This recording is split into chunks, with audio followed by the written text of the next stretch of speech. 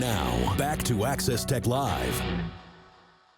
Now we're back on Access Tech Live. Now, you might remember a couple of months back, Microsoft unveiled its next version of Windows, which set the stage for AI to appear everywhere. Well, this past week, these new computers and new versions of Windows have been making their way to consumers. Mark Aflalo sat down with Microsoft's Jason Brommet to talk all about their vision for the future of Windows and their new Co-Pilot Plus PCs. Jason Brommet, thank you so much for taking the time to join us. It's nice to have you back. It's great to be back, my friend. Great to see you again. It's been a while since we've been in touch. So many things going on. New Co-Pilot Plus PCs.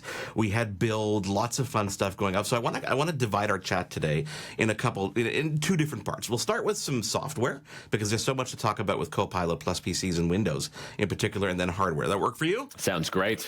Okay, so I wanted to start with this because we always try to frame things around accessibility, but sometimes you got to look at it a little bit broader. So in the new updates in Windows, you've introduced a way for people to simply kind of speak to co-pilots. No coding required, virtually no experience required. While that is kind of glossed over by some people, I think that's a pretty important piece of the puzzle here because it enables access to Copilot for everyone. I'm assuming that's by design, right? Of course it is. Listen, you and I have talked, I'll say, a number of times on this, which is inclusive by design, is one of the things that we operate as a core tenet at Microsoft. Whether that's a hardware conversation or a software conversation, it's a principle by which we operate. Obviously, I'll say with all of the amazing transformation and innovation in the AI space, it's about how do we create natural interactions between humans and computing devices of its various shapes and forms. And so Copilot is just another interaction opportunity, I'll say, for us as humans.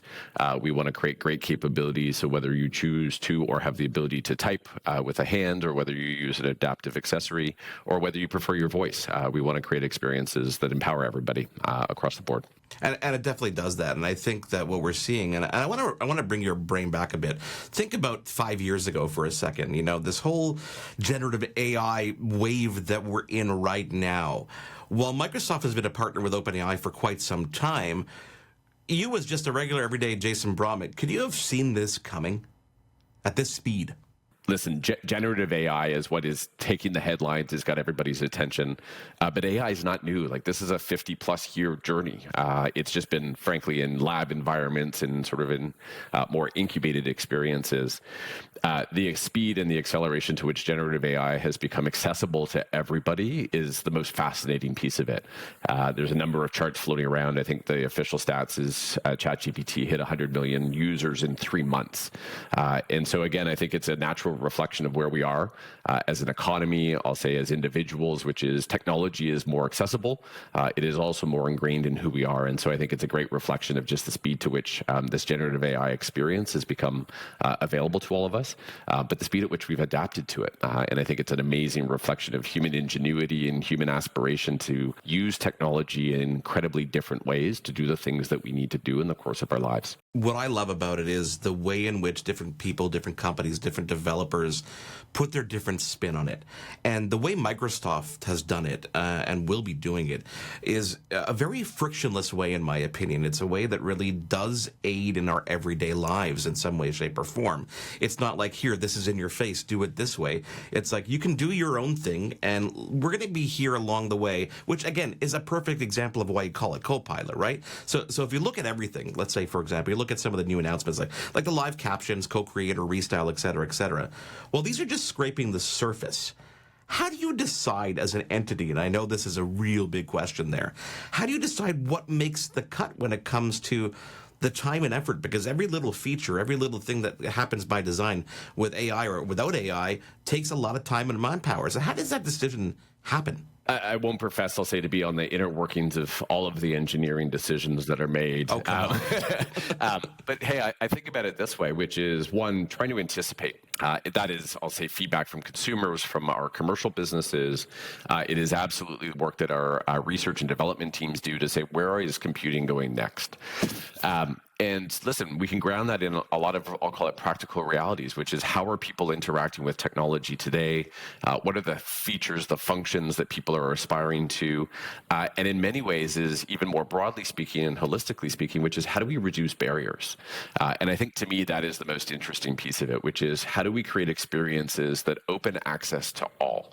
In a world where we are massively multicultural with individuals with diverse abilities, those barriers of language and linguistics and voice and input devices is just changing so dramatically. And so we want to be able to create experiences that just bring all of that together, and frankly is really helping to bridge, I'll call it, that divide that we often see between individuals and the devices that they want to interact with. Now, you mentioned something about, customer feedback and listening to your client base. And Microsoft's big client base is business, obviously, but there's a large consumer base out there as well. And, we follow the news, and I don't want to put you on the spot here. And there's been a lot of chat about recall.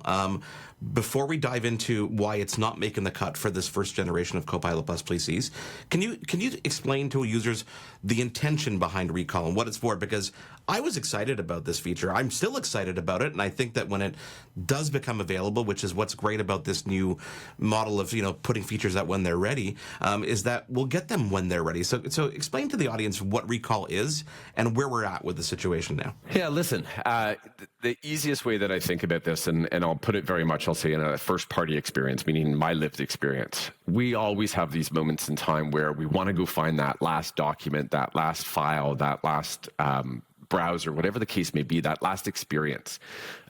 Finding information is not something that we as humans get a lot of energy out of. It's frankly a somewhat exhausting and frustrating experience.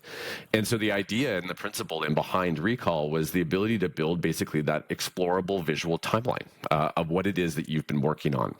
Obviously, from that point of view, is the ability is ensuring that it was protected and encrypted and stored and managed locally on those Co-Pilot Plus PCs. And so we wanted to be able to create that experience for people to be able to go back easily and find that reference point, right? And be able to do that in a very natural visual way, because sometimes file names aren't always, I'll say, logical. And so that visual reference was really an empowering experience to be able to go back over your timeline to say, where is that file or that document or that web page that I was looking at, and be able to find it very quickly. And so for me, similar to you, I'm super excited about it, right? The ability to go back in time and find things very quickly. I hate having to search. I really do. It's just one of those frustrating experiences. But to your comment, we've heard the feedback, and I think it's a great opportunity, as we often do, which is release it, I'll say, in smaller circles, get the feedback, the real-time consensus and input from our consumer users as well as our commercial users, to make sure that we design it that meets the needs of our customers wherever they are. Jason, I saw a report recently. You actually posted it. Reposted it on LinkedIn. Canada's generative AI opportunity, and one of the highlights that I wanted to talk about was the fact that Gen AI could bring $187 billion annually to the Canadian economy by 2030. That's an insane number when you come to think about it. It's probably even a low ball, to be perfectly honest. And the other stat was it could save Canadian workers 125 hours per week. Now, I look at a report like that and say, okay, so all those naysayers out there that are going, oh, it's going to take my jobs. Well, wait a second. Maybe you're framing this in the wrong way. What do you say to those people who think that AI are going to take their jobs away? Yeah, listen, I'll frame it in maybe two different camps or two connected frames of reference. Listen, there are things that we as human beings are innately capable of. And frankly, there are things that we get a lot of passion and energy from. As I talk to commercial customers, I'll say particularly, and HR leaders, it's this idea of meaningful work. There are things that we as humans are asked to do, but they're not the things that we get a lot of energy and passion and motivation from. For me, the ability to take advantage of artificial intelligence, generative AI, and automation, I'd go one step further, to simplify that experience for us is powerful, right? In similar research or a different body of research, our Work Trend Index, we know that this idea of the employee AI alliance is very much alive and well, which is we as humans are looking for help. This sort of digital debt, all of the signals, all the content, all the communications, we can't process it all. And so that ultimately impedes our ability to do the work that we're passionate about, drive innovation for our companies. But to your comment in the report that I shared, it is impeding innovation and productivity for us as Canadians. And frankly, you don't need to go very far as Canadians. We are not performing at our potential on the global stage as it relates to being a productive economy. And so for me, this is a great moment that says, how do we actually give people back time to invest in the things that are going to represent who we are as Canadians on the global stage and drive the productivity of our economies? So that would be on sort of the one side, which is the human piece of it. The second piece of it, and to your question on replacing jobs, listen, if we go back over millennia, right, 4 industrial revolutions, back in time, we had individuals that were caring for horses and horse-drawn carts. They had to retool and reskill for automotive. We will see some change, but I also think that that is good, because as we see some capabilities or skills maybe perhaps become more automated, it's going to create new opportunities and new career opportunities that in many ways, I don't even know that we've seen them all yet. And I don't know that you and I could envision them sitting right here today on what the future may look like. But I do think there is a great opportunity for us as humans to give us time back. But I also think it's a natural sort of evolution of our economies around the world, where we see these moments of revolution. And I think we're absolutely in the middle of one. So well said. And you know what? Another thing in that report is that only 9% of Canadian businesses are even leveraging Gen AI. Is it Microsoft's mission to change that? To bring that up to 50, 60, 70? I think it's a shared responsibility. I don't think it's exclusively a Microsoft responsibility. I think back to the comment on just the speed at which ChatGPT has been adopted and I'll say played with by people. I think we're naturally going there because we're looking for it as humans. And so I think the market will take us there. We obviously want to be there as empowerment and enablers for that experience. Again, it gets back to where we were on sort of the accessibility and inclusion side of it. I think it's a really good thing for us as human nature and as human beings, but I think it's also an incredible thing for economies around the world. Jason, we're going to take a quick break. When we come back, I got to dive into the hardware because I'm super excited about Co-Pilot Plus PCs, not only Microsoft's, but all your partners. So hope you can stick around.